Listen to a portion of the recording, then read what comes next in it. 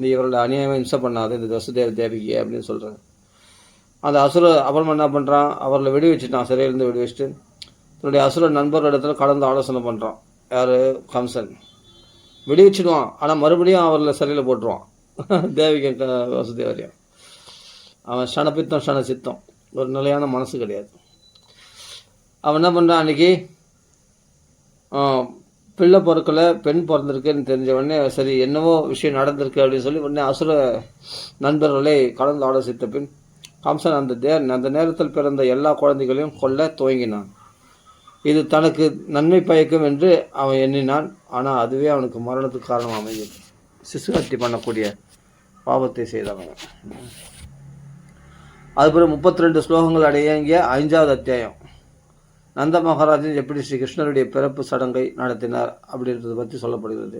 பிறகு மதுராபுரியில் அவர் வசுதேவரை சந்தித்ததை பற்றியும், அங்கே கம்சனுக்கு அப்பம் கட்ட போகும்போது மதுராபுரியில் வசுதேவரை சந்தித்ததை பற்றியும் விவரிக்கிறது. அப்போ 6வது அத்தியாயம் 44 ஸ்லோகங்கள் கொண்டது. அதில் வசுதேவரின் அறிவுரைப்படி கோகுலத்திற்கு திரும்பிய நந்த மகாராஜன் வழியில் பூதனை அரக்கியனுடைய உயிரற்ற உடலை கண்டு அவள் எப்படி கிருஷ்ணரால் கொல்லப்பட்டாள் என்று ஆச்சரியப்படுவதை இது விவரிக்கிறது. 37 ஸ்லோகங்கள் அடங்கிய 7வது அத்தியாயம் சகடாசுரனையும் திருணாவர்த்தனையும் கொண்டது பற்றி சொல்லப்படுகிறது. அப்போ தமது வாய்க்குள்ள பிரபஞ்ச தோற்றம் முழுவதையும் காட்டியதுமான பகவான் ஸ்ரீ கிருஷ்ணனுடைய பிள்ளை பிராயத்தினுடைய லீலைகளை, நவநீத லீலைகள் பற்றிலாம் பரிசுத்த மகாராஜன் கேட்க ஆவல் கொண்டதை பற்றி விவரிக்கின்றது இதெல்லாம். அப்போ 8வது அத்தியாயத்தில் 52 ஸ்லோகங்கள் கொண்ட இந்த அத்தியாயம் கிருஷ்ணர் மற்றும் பலராமரின் பெயர் சூட்டு விழாவை கர்க்க மகரிஷி நடத்தியதை பற்றி சொல்லப்படுகிறது. கிருஷ்ணரும் பலராமரும் எப்படி பூமியில் தவழ்ந்து தங்களுடைய சிறு கால்களால் நடக்க முயன்று பிறகு வெண்ணெய் சட்டிகளை உடைத்து வெண்ணெய் திருடினர் என்பதையும் அவளுடைய குழந்தைத்தனமான லீலைகளை பற்றியும் விவரிக்கிறது. அப்போ வாயில் உலகத்தை காட்டினது அதுக்கப்புறமா தான் கரெக்ட். அப்புறமா தான் வாயில் உலகத்தை காட்டினதை பற்றிலாம் வருகிறது. விஸ்வரூப தர்சனத்தை பற்றி இந்த அத்தியாயம் விவரிக்கிறது. அப்போ 23 ஸ்லோகங்களை கொண்ட 9வது அத்தியாயத்தில் யசோதை வெண்ணெயை கடையும் போது கிருஷ்ணர் எப்படி அவளுக்கு தொல்லைகளை கொடுத்தார் என்பதை விவரிக்கிறது. தமது முளைப்பாலை பருகி கொண்டிருந்த கிருஷ்ணரை கீழே வைத்துவிட்டு அடுப்பில் கொதித்து கொண்டிருந்த பாலை கவனிப்பதற்காக யசோதை அடுப்படிக்கு சென்றார். இதனால் கடும் கோபம் கொண்ட கிருஷ்ண பரமாத்மா தயிர் சட்டியை உடைத்தார். விஷமத்தனமுள்ள தன் குழந்தையை கண்டிக்கும் எண்ணத்தில் யசோதை கிருஷ்ணரை கயிற்றால் கட்டி போட விரும்பினாள். ஆனால் முடிச்சை போட முயன்ற ஒவ்வொரு தடவையும் கயிற்றின் நீளம் பற்றாக்குறையாக இருப்பதை கண்டு ஏமாற்றம் அடைந்தாள். அப்புறம் 43 ஸ்லோகங்கள் கொண்ட 10வது அத்தியாயம் கிருஷ்ணர் எப்படி தாமோதரராக ஏமாற்றம் அடைந்தால் அப்புறம் பகவானை கட்டுப்பட்டான், அது வேறு விஷயம். அதுக்கப்புறம் 43 ஸ்லோகங்கள் கொண்ட 10வது அத்தியாயத்தில் கிருஷ்ணர் எப்படி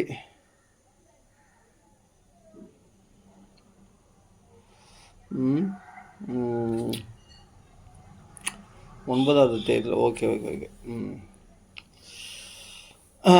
கிருஷ்ணர் எப்படி தாமோதரராக மருத மரங்களை கீழே சாய்த்தார் என்பதையும் 10வது அத்தியாயத்தில் அந்த மரங்களிலிருந்து 2 தேவர்கள் எப்படி கிருஷ்ணரின் கருணையால் விடுதலை அடைந்தனர் என்பதையும் விவரிக்கக்கூடியது. அது நலக்கூப்புறம் அணிக்கிறவன் நாரதுடைய சாபத்தினால மரமானார்கள். அவர்கள் கிருஷ்ண தரிசனம் பெற்ற பிறகு அது சாப மோஷனம் அடைந்து குபேரனுடைய புத்திரர்கள் தேவலோகத்துக்கு சென்றார்கள்.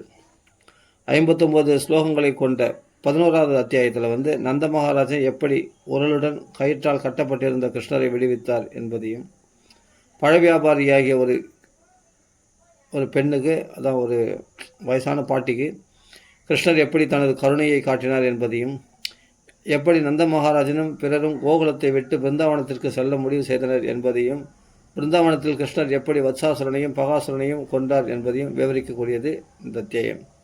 அப்புறம் 44 ஸ்லோகங்கள் கொண்ட அடங்கிய 12வது அத்தியாயம் வனத்தில் இடைச்சிறவுகளுடன் கிருஷ்ணர் நிகழ்த்திய லீலைகளை பற்றியும் அகாசுர வதத்தை பற்றியும் விவரிக்கிறது. 64 ஸ்லோகங்கள் அடங்கிய 13வது அத்தியாயம் பிரம்மா எப்படி கிருஷ்ணரின் கன்றுகளையும் அவரது நண்பர்களான இடைச்சிறுவர்களையும் திருடிச் சென்றார் என்பதையும், கிருஷ்ணர் எப்படி காணாமல் போன இடைச்சிறுவர்களையும் காணாமல் போன இடைச்சிறுவர்களாகவும் கன்றுகளாகவும் ஓராண்டு காலத்திற்கு தம்மை விரிவடைய செய்து கொண்டார் என்பதையும், இதனால் பிரம்மா எப்படி குழப்பமடைந்து பிறகு மாயிலிருந்து விடுபட்டு கிருஷ்ணரிடம் சரணமடைந்தார் என்பதையும் விவரிக்கிறது இந்த அத்தியாயம். 61 ஸ்லோகங்கள் கொண்ட 14வது அத்தியாயம் ஸ்ரீ கிருஷ்ணரை பரமபுருஷராக அறிந்து அவரிடம் பிரம்மா பிரார்த்தனைகள் செய்ததை விவரிக்கிறது. 52 ஸ்லோகங்களை கொண்ட 15வது அத்தியாயம் கிருஷ்ணரும் பலராமரும் எப்படி தாளவனத்திற்கு புகுந்தனர் என்பதையும், பலராமர் எப்படி தேனுகாசுரனை கொன்றார் என்பதையும், கிருஷ்ணர் எப்படி இடைச்சிறுவர்களை காளியனின் விஷத்திலிருந்து காப்பாற்றினார் என்பதையும் விவரிக்கிறது. அது பிறகு 67 ஸ்லோகங்கள் கொண்ட 16வது அத்தியாயம் காளியன் கிருஷ்ணரால் தண்டிக்கப்படுவதையும் காளிய பத்தினிகளின் பிரார்த்தனைகளையும் விவரிக்கிறது. 25 ஸ்லோகங்கள் கொண்ட 17வது அத்தியாயம் காளியன் ஏன் தன் வசிப்பிடமான நாகாலயத்தை, அதாவது ரமணவத்தை விட்டு யமுனை நதிக்குள் புகுந்தான் என்பதை விவரிக்கிறது. அப்புறம் சௌபரி மகரிஷியினால் கருடன் சபிக்கப்பட்டதையும், கிருஷ்ணர் யமுனையிலிருந்து வெளியில் வந்தபோது அவரது நண்பர்களான இடைச்சிறுவர்கள் புத்துணர்வு பெற்றதையும், கிருஷ்ணர் காட்டுத்தீயை நிறுத்தி ஒருங்கிக் கொண்டிருந்த பிரஜவாசிகளையும் காப்பாற்றியதையும் பற்றி இந்த அத்தியாயம் விவரிக்கிறது. 32 ஸ்லோகங்கள் அடங்கிய 18வது அத்தியாயம் கிருஷ்ண பலராமரை பற்றிய வர்ணனைகளையும், அவருடைய வனபோஜனத்தையும், பிருந்தாவனத்தின் கோடை மற்றும் வசந்த காலங்களையும் மற்றும் அந்த வசந்த கால ருது வர்ணனை அதெல்லாம் சொல்லப்படுகிறது இந்த அத்தியாயம். மற்றும் பலராமரின் பிரலம்பாசுர வதத்தையும் விவரிக்கிறது.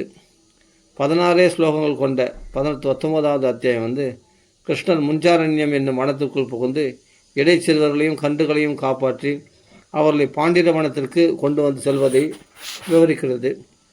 49 ஸ்லோகங்கள் கொண்ட 20ஆம் அத்தியாயம் கிருஷ்ணரும் பலராமரும் இடைச்சிறுவர்களுடன் வனத்தில் மழைக்காலத்தை அனுபவித்துவதை பற்றி விவரிப்பதுடன் மழைக்காலம் மற்றும் இலையுதிர் காலங்கள் சம்பந்தமான ஊமைகளின் மூலமாக பல்வேறு உபதேசங்களையும் அது அளிக்கிறது.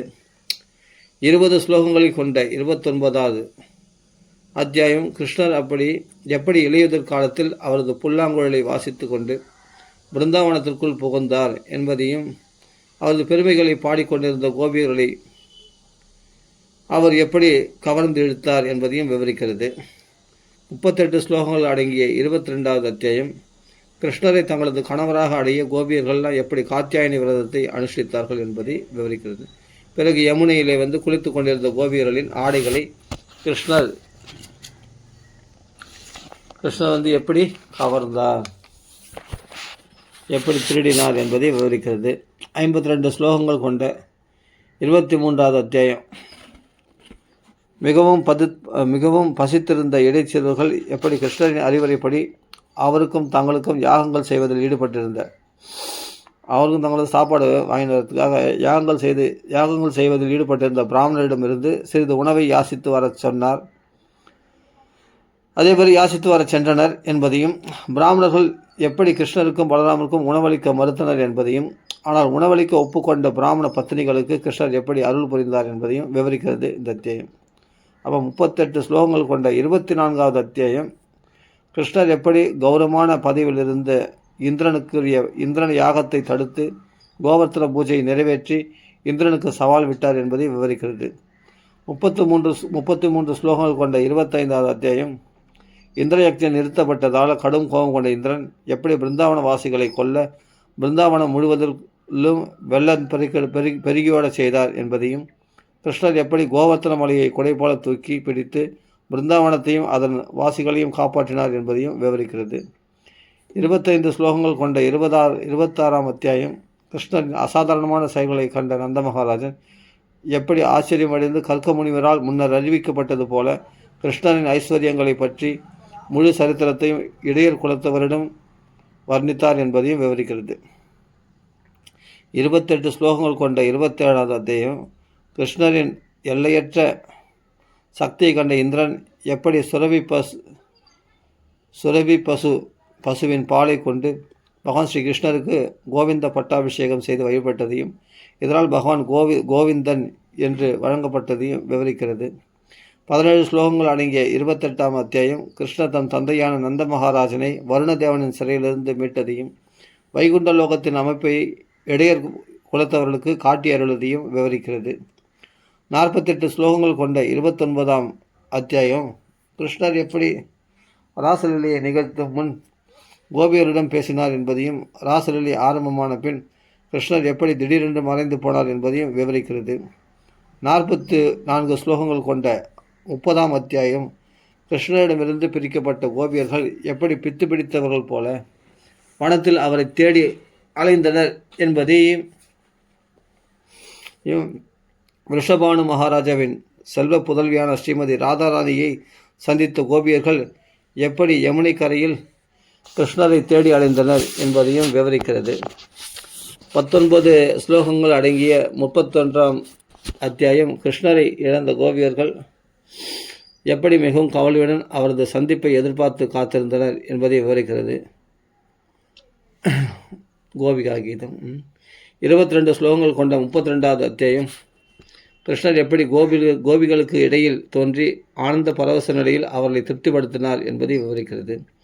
39 ஸ்லோகங்கள் அடங்கிய 33வது அத்தியாயம் கிருஷ்ணர் எப்படி பல உருவங்களாக விரிவடைந்து ஒவ்வொரு கோபியுடனும் ராச நடனம் ஆடினார் என்பதையும், பிறகு யமுனை நதியில் அவர்கள் நீராடியதையும், ராசலீலை சம்பந்தமான பரிஷத்தின் சந்தேகங்களை சுகதேவர் தீர்த்ததையும் விவரிக்கிறது. 32 ஸ்லோகங்கள் கொண்ட 34வது அத்தியாயம் வித்யாதரன் என்ற தேவன் எப்படி அங்கிரச மகரிஷியின் சாபத்தினால் ஒரு பெரிய மலைப்பாம்பாக மாறி நந்த மகாராஜனை விழுங்கினார் என்பதையும், கிருஷ்ணர் எப்படி தம் தந்தையை காப்பாற்றியதுடன் அந்த தேவனுக்கும் சாப மோட்சனம் அளித்தார் என்பதையும் விவரிக்கிறது. 26 ஸ்லோகங்கள் கொண்ட 35ஆம் அத்தியாயம் கிருஷ்ணர் பசுக்களுடன் மேய்ப்பினிடத்திற்கு சென்றதையும், கிருஷ்ணரின் பிரிவை எண்ணி கோபியர்கள் பாடியதையும் விவரிக்கிறது. 40 ஸ்லோகங்கள் கொண்ட 36வது அத்தியாயம் கிருஷ்ணருடைய அரிஷ்டாசுர வதத்தை விவரிக்கிறது.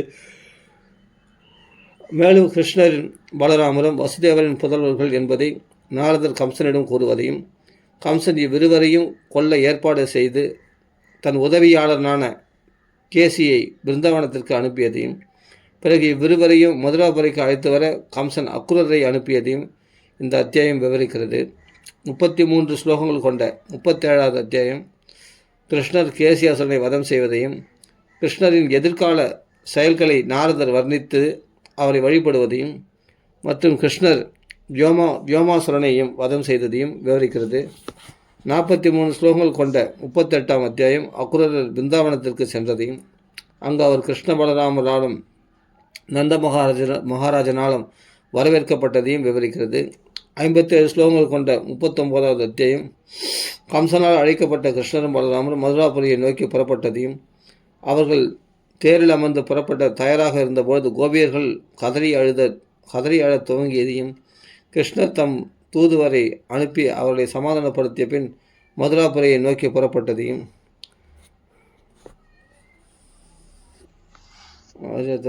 கிருஷ்ணர் தம் தூதுவரை அனுப்பி அவர்களை சமாதானப்படுத்திய பின் மதுராபுரியை நோக்கி புறப்பட்டதையும், வழியில் கிருஷ்ணர் அக்குரருக்கு யமுனை நதிக்குள் விஷ்ணுலோகத்தை காட்டியதையும், விஷ்ணுலோகம் முழுவதையும் காட்டி அருள் புரிந்ததையும் விவரிக்கிறது. எத்தனாவது? 39வது அத்தியாயம்.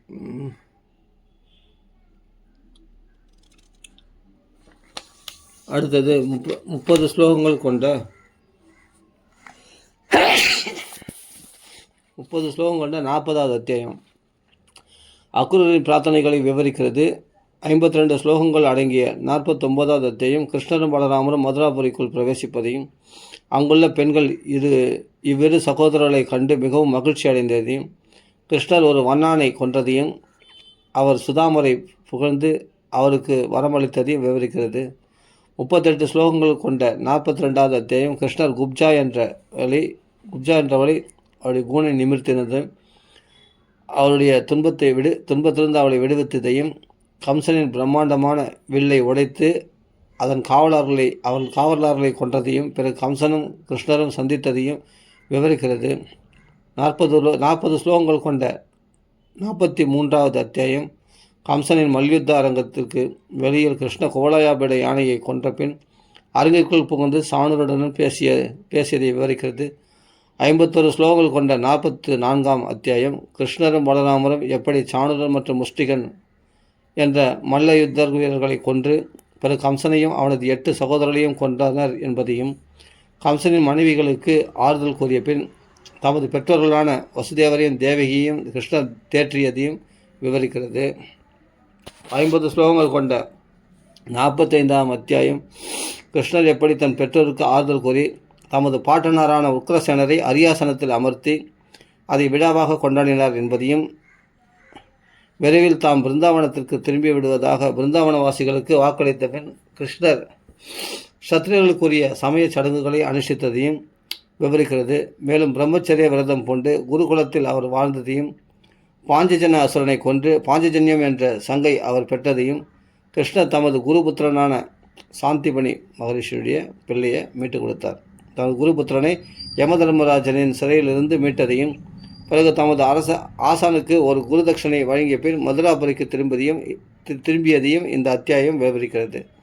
49 ஸ்லோகங்கள் கொண்ட 46ஆம் அத்தியாயம் கிருஷ்ணர் உத்தவரை பிருந்தாவனத்திற்கு அனுப்பி தமது பெற்றோர்களான நந்த மகாராஜாவையும் யசோதையையும் சமாதானப்படுத்துவதை விவரிக்கிறது.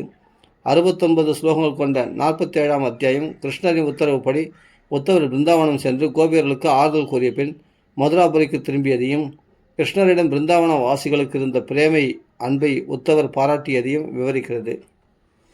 அப்புறம் 36 ஸ்லோகங்கள் கொண்ட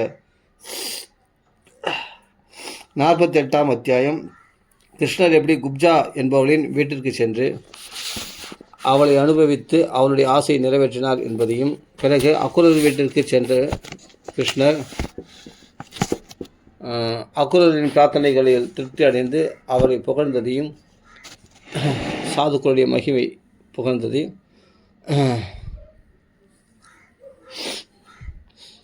பாண்டவர்களை பற்றிய தகவலை சேகரிப்பதற்காக கிருஷ்ணர் அக்குரரை அஸ்தினாபுரத்துக்கு அனுப்பியதையும் விவரிக்கிறது.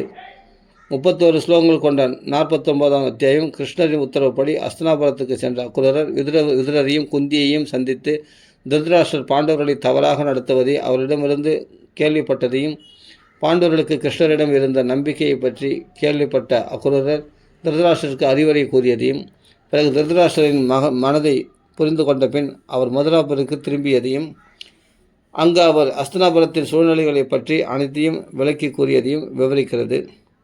57 ஸ்லோகங்கள் கொண்ட 50ஆம் அத்தியாயம் ஜராசந்தன் தன் மருமகளான கம்சன் கொல்லப்பட்டதை கேள்விப்பட்டு கிருஷ்ண பலராமர்களை கொல்ல மதுராபுரிக்கு 17 முறைகள் தாக்கி தோல்வி அடைந்ததையும், 18வது முறையாக அவன் தாக்கவிருந்த பொழுது நாரதரின் உபதேசத்தின்படி காளியவனும் மதுராபுரியை தாக்கியதையும் விவரிக்கிறது. இவ்வாறாக யதுவம்சம் யோகசக்தியினால் நீருக்கடியிலுள்ள ஒரு கோட்டைக்குள் புகுந்து அங்கு வாழ்ந்து வந்ததையும், யதுவம்சத்திற்கு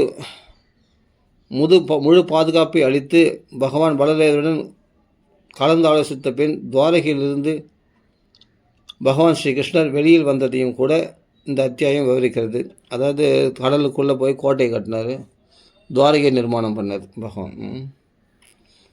63 ஸ்லோகங்கள் கொண்ட 51ஆம் அத்தியாயம் முசுகுந்தன்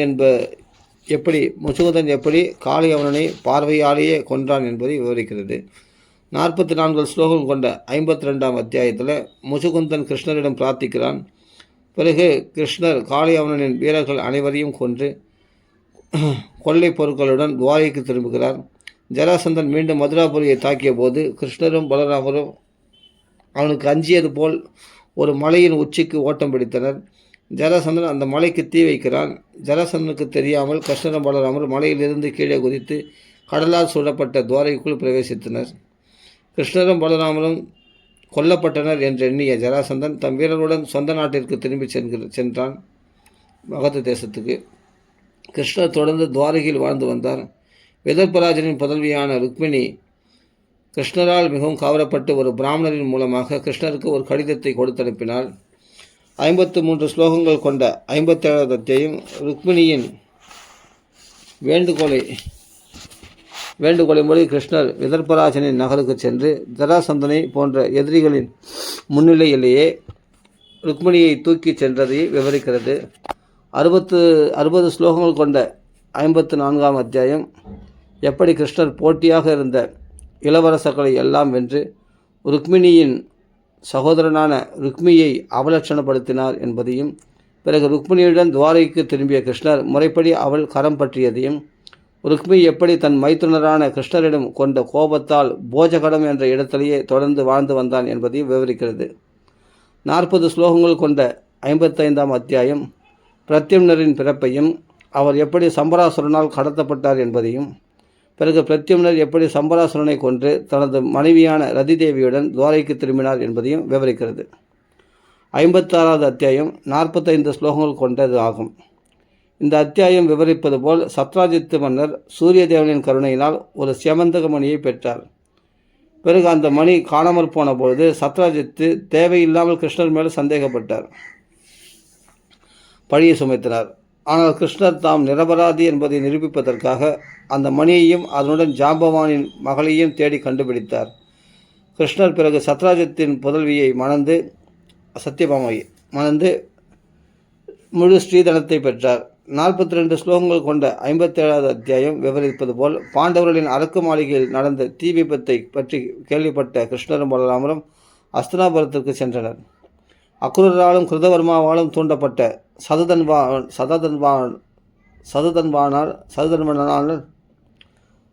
சததன்பாவால் சத்ரஜித்து கொல்லப்பட்ட பின் கிருஷ்ணரும் பலராமரும் துவாரைக்கு திரும்பினர். சதுதன்பா சியமந்தகமணியை அக்குரரிடம் கொடுத்துவிட்டு காட்டிற்கு ஓடிவிட்டான். இவ்வாறாக கிருஷ்ணர் சதுதன்பா அதுக்கு பிறகு கிருஷ்ணர் பின்தொடர்ந்து அந்த சதுதன்மனை கொன்ற போதிலும் மணியை அவரால் தேடி கண்டுபிடிக்க முடியவில்லை. இறுதியில் மணி கண்டுபிடிக்கப்பட்டு அக்குரரிடமே ஒப்படைக்கப்பட்டது. அது அக்குரத்தில் தான் இருக்குதுன்னு கேள்விப்பட்டு அக்குரர் வரவழைச்சு அக்குரத்தில் ஒப்படைக்கப்பட்டது. 58 ஸ்லோகங்கள் கொண்ட 58ஆம் அத்தியாயம் பாண்டவர்கள் தலைமறைவான வனவாசத்தை அஜ்ஞாத வாசத்தை முடித்து கொண்ட பின் அவர்களை காண கிருஷ்ணர் இந்திரபிரஸ்தத்திற்கு சென்று பிறகு காளிந்தி தலைமையிலான 5 மனைவிகளை அவர் மணந்தார் என்பதையும், கிருஷ்ணரும் அர்ஜுனுடன் காண்டவனத்திற்கு தீ மூட்டிய பின் சொல்லியிருக்காங்க. அஜ்ஞாதவாசனில் பாண்டவர்களை காண சென்றார். சரி, அவரை காண கிருஷ்ணர் இந்திரபிரஸ்தத்துக்கு சென்று பிறகு காளிந்தி தலைமையிலான 5 மனைவிகளை அவர் மணந்தார் என்பதையும், கிருஷ்ணரும் அர்ஜுனனும் காண்டவனத்துக்கு தீ மூட்டிய பின் அந்த காண்ட தகனம் பண்ணுறாங்க. அர்ஜுனன் காண்டீவ வில்லை பெற்றதையும், எப்படி அசுரனால் மயன் என்ற அசுரனானவன் தானவன் பாண்டவர்களுக்காக ஒரு ராஜசபையை கட்டினான் என்பதையும், அதனால் துரியோதனன் எப்படி மிகவும் வருத்தப்பட்டான் என்பதையும் விவரிக்கிறது. ஓகே, 45 ஸ்லோகங்கள் கொண்ட இந்த 59ஆம் அத்தியாயம், அதாவது காட்டுக்கெல்லாம் இன்னும் போல பாண்டவர்கள் அதுக்கு முன்னாடியே காண்டவனத்தை கொடுக்குறாங்க. திருதராஷ்டிரன் பாகம் பிரித்து அந்த காண்டவனத்தை எரிக்கும்போது தேவரெல்லாம் சண்டைக்கு வராங்க. அப்போது அர்ஜுனன் கிருஷ்ணனுடைய தேரோட்டும் போது அர்ஜுனன் என்ன பண்ணுறான், அந்த தேவரிலே ஜெயிக்கிறான். அப்போது அந்த காண்டவனத்தையே அக்னிக்கு உணவாக கொடுத்ததுனால் அக்னி பகவான் சந்தோஷம் அடைந்து காண்டீவம் என்ற வில்லை கொடுக்கிறார். இதான் நடந்தது. அப்புறம் மயன் என்ற சிற்பியின் மூலமாக இந்திரபிரஸ்தத்தை நிர்மாணிக்கிறார் கிருஷ்ண பரமாத்மா. சரி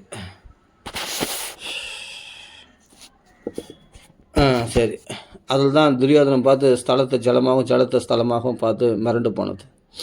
45 ஸ்லோகங்கள் கொண்ட இந்த 59வது அத்தியாயத்தில் கிருஷ்ணர் இந்திரனின் வேண்டுகோளின்படி பூமி தேவியின் மகனான நரகாசுரனையும் அவனுடன் முரண வதம் பண்ணதால் நரகாசுரனுடைய மந்திரியா அவன் அந்த முரண வதம் பண்ணதால் தான் பகவானுக்கு முராரின்னு பேர் வந்தது.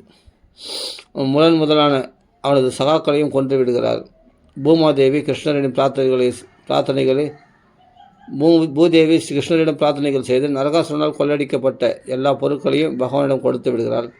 பிறகு நரகாசுரன் மகன்களுக்கு அபயமளித்த கிருஷ்ணர் அந்த அசுரனால் கடத்தப்பட்ட 16,000 அரசகுமாரிகளையும் மணந்து கொள்கிறார். பிறகு இந்த அத்தியாயத்தில் கிருஷ்ணர் எப்படி பாரிஜாத விருட்சத்தை சொர்க்கலோகத்திலிருந்து எடுத்து சென்றார் என்பதையும், இந்திரன் முதலானவர்களின் முட்டாள்தனமும் விவரிக்கப்படுகின்றன இந்த அத்தியாயத்தில். 59 அத்தியாயம் அது.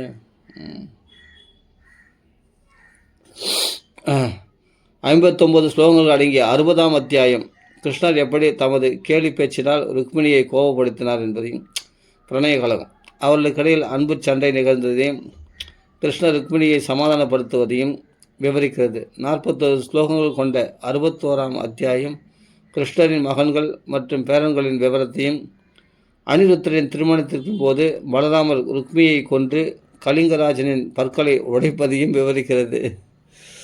60ஆம் அத்தியாயத்தில் 33 ஸ்லோகங்கள் கொண்ட இந்த 61ஆம் அத்தியாயத்தில் 33 ஸ்லோகங்கள் கொண்ட இந்த 62ஆம் அத்தியாயம் பானாசுரனின் மகளான ஊஷா கடத்தி செல்லப்பட்ட சம்பவத்தை பற்றிய உரையாடல்களையும், ஊஷாவிற்கும் அனிருத்தருக்கும் இடையிலான மாதரிய லீலைகளையும், அனிருத்தருக்கும் பானாசுரனுக்கும் நடந்த சண்டையில் அனிருத்தர் எப்படி நாகபாசத்தினால் கட்டப்பட்டார் என்பதையும் விவரிக்கிறது. 53 ஸ்லோகங்கள் கொண்ட 63ஆம் அத்தியாயம் பானாசுரனுக்கும் யாதவர்களுக்கும் இடையில் நிகழ்ந்த போரில் சிவபெருமானின் பலம் எப்படி தோற்கடிக்கப்பட்டது என்பதையும், வைஷ்ணவ ஜுவரத்தால் தோற்கடிக்கப்பட்ட ரௌத்ர ஜுவரம் எப்படி கிருஷ்ணரிடம் பிரார்த்தனை செய்தது என்பதையும், கிருஷ்ணர் எப்படி பானாசுரனின் 4 கரங்களை தவிர மற்ற எல்லா கரங்களையும் துண்டித்து அவனுக்கு அருள் புரிந்தார் என்பதையும், கிருஷ்ணர் பிறகு உஷாவுடன் அனிருத்தனுடன் துவாரைக்கு திரும்பியதையும் விவரிக்கிறது. 44 ஸ்லோகங்கள் கொண்ட 64ஆவது அத்தியாயம் கிருஷ்ணர் எப்படி இக்ஷ்வாகு புத்திரரான நிருகராஜனை ஒரு சாபத்திலிருந்து விடுவித்தார் என்பதையும், ஒரு பிராமணரின் சொத்தை அபகரிப்பதில் உள்ள குற்றத்தை அவர் எப்படி எல்லா அரசர்களுக்கும் உபதேசிக்கிறார் என்பதையும் விவரிக்கிறது. மேலும் செல்வம், ஐஸ்வர்யம், சுகபோகம் முதலியவைகளால் செருக்கடைந்திருந்த யாதவர்களுக்கு உரிய உபதேசங்களும் அதில் உள்ளன.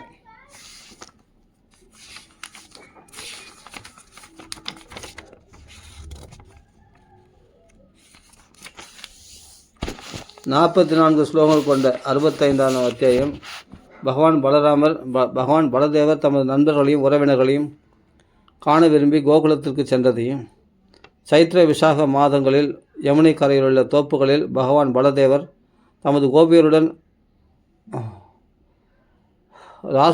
ராச ரசோத்சவம் மற்றும் யமுனா கர்ஷண லீலைகள் ஆகியவற்றை நிகழ்த்தியதையும் விவரிக்கிறது. 43 ஸ்லோகங்கள் கொண்ட 66ஆம் அத்தியாயம் விவரிப்பது போல் கிருஷ்ணர் காசிக்கு சென்று பவுண்டகனையும் அவனது நண்பன், கிருஷ்ணரை போலவே சங்க சக்கர கதைகள்லாம் வச்சுருக்கான் அந்த பவுண்டக வாசுதேவன், அவனை போய் வதம் பண்ணுறார் பகவான். பவுண்டகனையும் அவனது நண்பனும் காசிராஜனுமான சுதக்ஷணனையும் மற்றவர்களையும் கொன்றார். 28 ஸ்லோகங்கள் கொண்ட 67ஆம் அத்தியாயம் பகவான் பலதேவர் எப்படி பல இளம் பெண்களுடன் ரைவதக மலையில் இன்பம் அனுபவித்து கொண்டிருக்கும் போது மைந்தனின் சகோதரனும் நரகாசுரனின் நண்பனும் விஷம நிறைந்தவனுமான துவீதன் என்ற வாலில்லா குரங்கை கொன்றார் என்பதையும் விவரிக்கிறது. 54 ஸ்லோகங்கள் கொண்ட இந்த 68ஆவது அத்தியாயம் ஜாம்பவதியின் மகன் சாம்பன் துரியோதனின் மகளான லக்ஷ்மணியை கடத்தி சென்றபோது அவன் கௌரவர்களுடனான ஒரு போரில் கைப்பற்றப்படுகிறான். அவனை விடுவித்து அமைதியை நிலைநாட்டுவதற்காக பகவான் பலதேவர் அஸ்தினாபுரத்திற்கு ஒரு நலம் விரும்பியாக சென்றார். ஆயினும் கௌரவர்கள் இவ்விஷயத்தில் ஒத்துப்போகாமல் தங்களுடைய கர்வத்தை காட்டினர். அதை கண்ட பகவான் பலதேவர் தமது கலப்பையால் அஸ்தினாபுரத்தை இழுக்க துவங்கினார். துரியோதனன் முதலான கௌரவர்கள் பகவான் பலதேவரிடம் பிரார்த்தனைகளை செய்ய அவரும் சாம்பனுடனும் லக்ஷ்மணையுடனும் துவாரைக்கு திரும்பினார். 45 ஸ்லோகங்கள் கொண்ட இந்த 69ஆம் அத்தியாயத்தில் கிருஷ்ணர் 16,000 மனைவிகளுடன் தமது இல்லற வாழ்க்கையை வெளிப்படுத்துகிறார். கிருஷ்ணர் தம்மை 16,000 உருவங்களாக விரிவடையச் செய்து தமது இல்லற வாழ்க்கை நடத்தியது குறித்து மாமுனிவரான நாரதரும் ஆச்சரியப்பட்டார். இவ்விதமாக பகவான் ஸ்ரீ கிருஷ்ணரை துதித்த நாரதரிடம் பகவான் மீண்டும் திருப்தி அடைந்தார். அது பிறகு 47 ஸ்லோகங்கள் கொண்ட இந்த 70ஆவது அத்தியாயத்தில் கிருஷ்ணர் தமது அன்றாட சமய அனுஷ்டானங்களை நிறைவேற்றியதும், ஜராசந்தனால் சிறைப்படுத்தப்பட்ட அரசர்களை அவர் விடுவித்ததும், இந்த அரசர்களால் அனுப்பப்பட்ட ஒரு தூதுவரை பகவான் ஸ்ரீ கிருஷ்ணர் வரவேற்கும் போது நாரதர் கிருஷ்ணரை காண பாண்டவர்களை பற்றிய செய்தியை கூறியதும், பாண்டவர்கள் ஒரு ராஜசூய யாகத்தை செய்ய விரும்புவதாக நாரதர் கூறியதும், கிருஷ்ணரும் அதில் கலந்து கொள்ள சம்மதித்ததும் விவரிக்கப்பட்டுள்ளன. ஜராசந்தனை கொல்லுதல் அல்லது ராஜசூயம் செய்தல் ஆகிய இவ்விரண்டில் எதை முதலில் கவனிக்க வேண்டும் என்ற விஷயத்தில் உத்தவரிடம் முடிவு என்ன என்று கிருஷ்ணர் கேட்டதையும் இது விவரிக்கிறது. 45 ஸ்லோகம் கொண்ட இந்த 79ஆம் அத்தியாயம் கிருஷ்ணர் இந்திரபிரஸ்தத்திற்கு சென்ற பொழுது பாண்டவர்கள் அடைந்த மகிழ்ச்சியையும் கிருஷ்ணரின் நினைத்திற்கரிய விருப்பத்தால் ஜராசந்தன் கொல்லப்பட இருப்பதையும் யுதிஷ்ட மகாராஜனால் ராஜசூய யாகம் நடத்தப்பட இருப்பதையும் விவரிக்கிறது. 46 ஸ்லோகங்கள் கொண்ட 22வது அத்தியாயம் எப்படி கிருஷ்ணர் ராஜசூய யாகத்தை நடத்த சம்மதித்ததால் யுதிஷ்ட மகாராஜன் பெரும் மகிழ்ச்சி அடைந்தார் என்பதையும் ஜராசந்தன் கொல்லப்பட்டு அவனது மகன் அரியணை ஏறுவதையும் ஜராசந்தன் கைப்பற்றிய அரசர்கள் விடுவிக்கப்பட்டதையும் விவரிக்கிறது. 35 ஸ்லோகங்கள் கொண்ட பீமன் தான் வதம் பண்ணுறான் ஜராசந்தன். ஆனால் 2 கீழ்ச்சி வதம் பண்ணுறார். 2 கீழ்ச்சியோடு ஒட்டிக்கிறான். ஆனால் கிருஷ்ணருடைய யுக்தியினால் தலைகீழ போட்டதுனால அவன் ஒட்ட மாட்டேன்றான். அப்படி ஜராசந்தனை வதம் பண்ணி 20,008 ராஜாக்களை விடுவிக்கிறார். அது இந்த அத்தியாயம் சொல்லப்படுகிறது. 35 ஸ்லோகங்கள் கொண்ட 73ஆம் அத்தியாயம் எப்படி கிருஷ்ணர் அரசர்களை விடுவித்த பின் அவர்களை அரச பதவியில் அமர்த்தினார் என்பதையும் ஜராசந்தனின் மகனான சகாதேவனால் கிருஷ்ணர் வழிபடப்பட்டதையும் பிறகு பகவான் பீமார்ஜுனருடன் இந்திரபிரஸ்தத்துக்கு திரும்பியதையும் விவரிக்கிறது. 54 ஸ்லோகங்கள் கொண்ட 74ஆம் அத்தியாயம் பின்வரும் விஷயங்களை விவரிக்கிறது. யுதிஷ்ட மகாராஜன் கிருஷ்ணரிடம் பிரார்த்தனை செய்து ராஜசூய யாகத்தில் அவரை முதலில் வழிபட்டார். அக்ர பூஜை. பகவானை இவ்வாறு மதிப்பது தான் ஒவ்வொருவருக்கும் தலையாய கடமையாகும் என்று சகாதேவர் சொல்கிறான். பீஷ்மர் எல்லாரும் சொல்கிறாங்க. ஆனால் சேதிராஜனான சிசுபாலனுக்கு இது பொறுக்காததால் கிருஷ்ணரை அவன் அவதூறாக பேசினான். இதனால் பகவான் அவனை சிரச்சேதம் செய்து அவனுக்கு சாரூபிய முக்தி அளித்தார். ராஜசூய யாகம் முடிவடைந்ததும் கிருஷ்ணர் தமது ராணிகளுடன் துவாரைக்கு திரும்பினார். 49 ஸ்லோகங்கள் கொண்ட 75ஆம் அத்தியாயம் ராஜசூய யாகத்திற்கு பின் யுதிஷ்ட மகாராஜன் எப்படி கடைசி அபிஷேக சடங்குகளை நிறைவேற்றினார் என்பதையும் மயனால் கட்டப்பட்ட ராஜ மாளிகையில் துரியோதனன் குழம்பி போய் தான் அவமதிக்கப்பட்டதாக எண்ணியதையும் விவரிக்கிறது. தரை ஜலமாகும், ஜலம் தரமையாகவும் போய் அந்த தரம் மாதிரி இருக்கிற அந்த ஜலத்தில் விழுந்து அவமானப்பட்டான். திரௌபதி பீமன்லாம் சிரித்தாங்க, கிருஷ்ணரும் சிரித்தார். அப்போ கிருஷ்ண தூண்டுதலால் சிரித்தாங்க அவங்க. அதுதான் பாரத போருக்கு வித்திட்டது. அதெல்லாம் அந்த அத்தியாயத்தில் சொல்லப்படுகிறது. அப்புறம் 33 ஸ்லோகங்கள் ஆனால் தர்மபுத்திரர் ரொம்ப கவலைப்பட்டார். 33 ஸ்லோகங்கள் அடங்கிய 76ஆம் அத்தியாயத்தில் கிருஷ்ணர் ருக்மிணியை கடத்திய போது அவரால் வெல்லப்பட்ட அரசர்களுள் ஒருவனான சால்வன் யாதவர்களை உலகிலிருந்து முற்றிலும் அழித்து விடுவதென்று முடிவு செய்தான். யாதவர்களை வெல்ல சால்வன் சிவபெருமானை வழிபட்டான். அவரும் சௌபம் என்ற ஆகாய ரதத்தை, அதாவது விமானத்தை அவனுக்கு அளித்தார். சால்வன் விஷ்ணிகளுடன் போர் செய்யும் போது மயதேவனால் வடிக்கப்பட்ட அந்த ரதம் பிரத்யும்னரால் தாக்கப்பட்டது. ஆனால் சால்வனின் சகோதரனான தியுமனால் பிரத்யும்னர் தாக்கப்பட்டார். தியுமானின்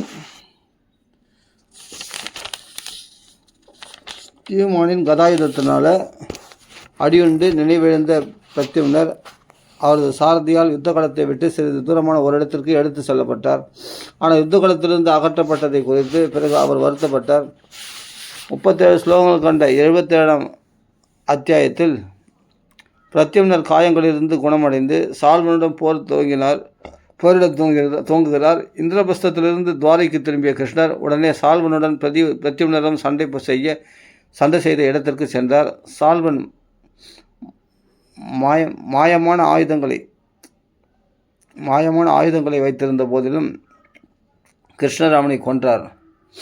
41 ஸ்லோகங்கள் கொண்ட 78ஆம் அத்தியாயத்தில் சால்வனின் நண்பனான தந்தவக்தரனும் அவனது சகோதரனுமான விதுரதனும் ஸ்ரீ கிருஷ்ணரால் கொல்லப்பட்டனர். கௌரவர்களுக்கும் பாண்டவர்களுக்கும் இடையில் நிகழ்ந்த யுத்தத்தில்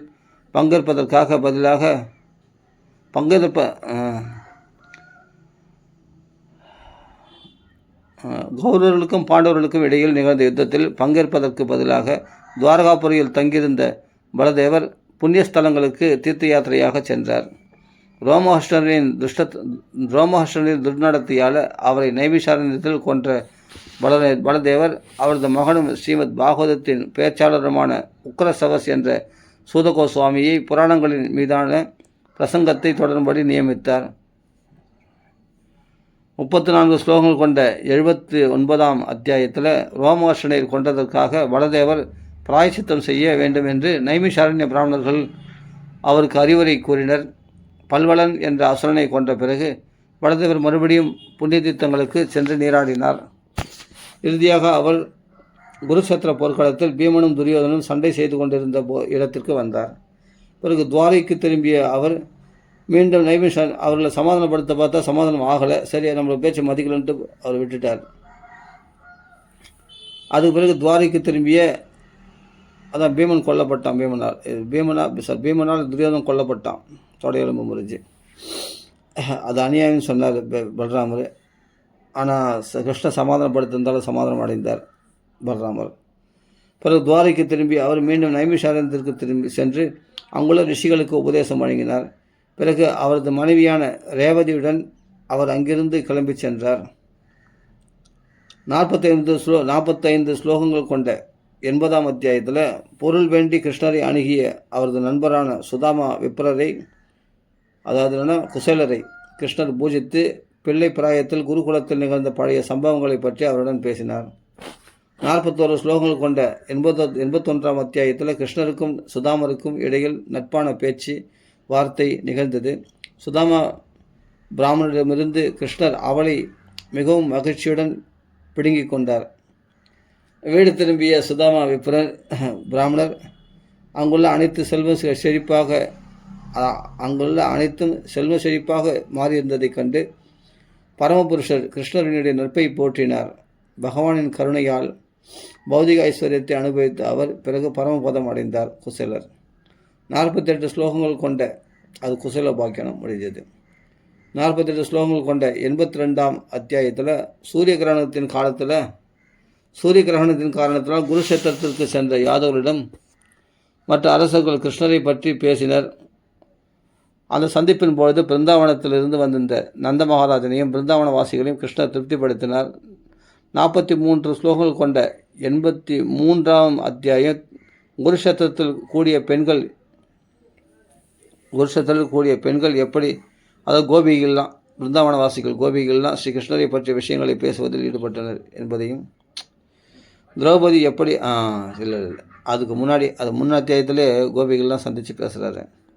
அதுக்கப்புறமா பகவானுடைய பத்னிகள் கரெக்ட் குருஷேத்திர கூடிய பெண்கள் எப்படி ஸ்ரீ கிருஷ்ணரை பற்றிய விஷயங்களை பேசுவதில் ஈடுபட்டனர் என்பதையும், திரௌபதி எப்படி கிருஷ்ணரை ஒவ்வொரு ராணியையும் சந்தித்து அவர்கள் எப்படி கிருஷ்ணரை மணந்தனர் என்பதை பற்றியும் விசாரித்தார் என்பதை பற்றியும் விவரிக்கிறது. 71 ஸ்லோகங்கள் கொண்ட 84ஆம் அத்தியாயத்தில் மாமுனிவர்கள் கிருஷ்ணரை காண குருஷேத்திரத்திற்கு சென்றபோது இவ்வாய்ப்பை பயன்படுத்தி கொண்டு கிருஷ்ணர் அவர்களை போற்றினார். இச்சந்தர்ப்பத்தில் பெரியதொரு யாகத்தை செய்ய வசுதேவர் விரும்பியதால் பரமபுருஷரான ஸ்ரீ கிருஷ்ணரை முறைப்படி வழிபடுவதை பற்றி முனிவர்கள் அவருக்கு அறிவுறுத்தினர். யாகம் நிறைவேறியதும் அனைவரும் அவரவர் வசிப்பிடங்களுக்கு சென்றனர். 59 ஸ்லோகங்கள் அடங்கிய 85ஆம் அத்தியாயம் எப்படி ஸ்ரீ கிருஷ்ணர் தமது பெற்றோரின் வேண்டுகோளின்படி மரணமடைந்த அவரது மகன்களை அவரிடம் உயிரிடம் ஒப்படைத்தார் என்பதை விவரிக்கிறது.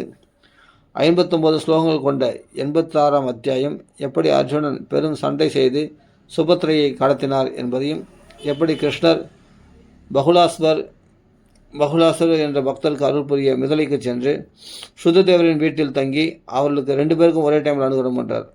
மகான்களோடு சேர்ந்து சுததேவர் அந்த விதேகராஜா 2 பேருக்கும் ஒரே டைமில் அனுகிரகம் பண்ணுறார்.